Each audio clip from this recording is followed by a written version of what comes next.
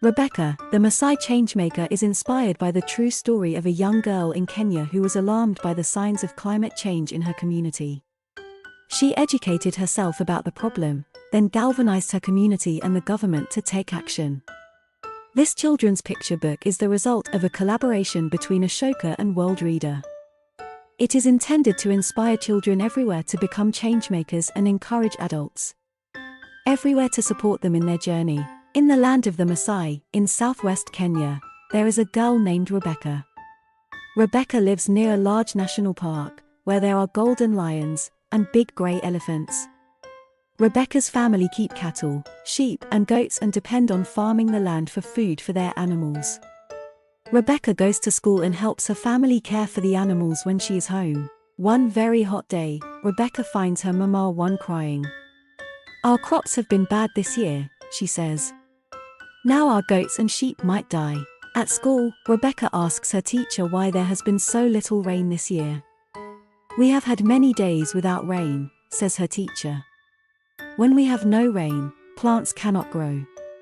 Without plants to eat and water to drink, our animals die." Everyone in the class is quiet. They are worried for their families, their animals, and their community. At the school library, Rebecca searches for information about rain. What she learns is difficult. The whole world is getting hotter, and there is less rain.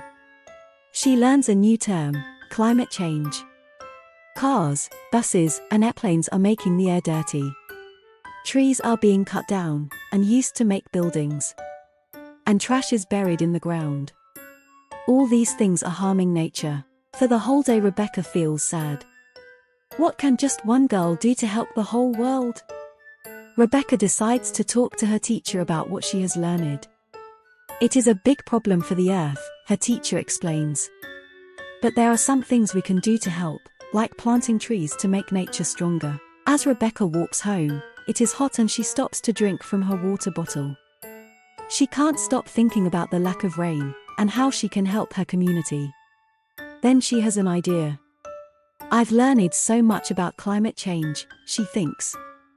"It would help if everyone knew about this problem." The next day, Rebecca asks her teacher to give a lesson about the world's changing weather and the damage humans are doing to nature. At the end of the class, Rebecca stands up. She asks everyone in her class to go home and teach their parents about what they have learned. In just a few days, everyone is talking about how humans are harming nature. One day, the elders hold a meeting to talk with Rebecca about what can be done to help nature. The elders' shukas are bright red, and they have many bracelets on their heads and wrists. The problem they face is so big. And most of the harm to nature is happening in big cities, far away from their community. "Let's write a letter to the President of Kenya," one elder says. "He needs to know that we cannot live with no rain. Then maybe he will make changes to our laws to stop harming nature." Rebecca takes the letter and shares it with her classmates. They each ask their families to sign their name at the bottom to show their support. In Nairobi, the president reads the letter from the Maasai community.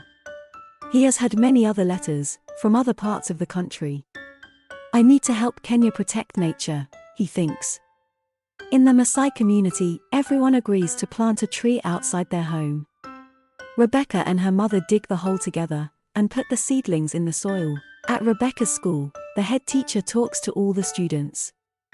They ask Rebecca to stand at the front. Protecting the environment is a big job and everyone in the world has to help. The principal says, "But we would like to thank Rebecca especially for helping us learn and make a change. Imagine if we all helped our community." Rebecca is so happy. She already is thinking about what she and her friends can do next to help nature and her community.